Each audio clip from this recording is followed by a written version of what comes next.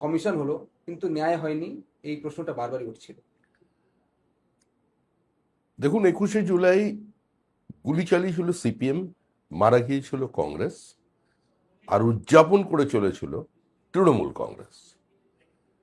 এখন সেদিন যিনি গুলি চালানোর অর্ডার দিয়েছিলেন তৃণমূল কংগ্রেস, তাকেই রাজ্যের মন্ত্রী বানিয়েছিল এবং পরবর্তীকালে রাজ্যসভায় পাঠিয়েছিল। তো স্বাভাবিকভাবেই যারা 21শে জুলাইয়ের মঞ্চটাকে পাগলু ড্যান্সের মঞ্চ বানিয়ে দিয়েছিলেন, তাদের তো কোনো নৈতিক বা রাজনৈতিক অধিকার ছিল না 21শে জুলাই পালন করার।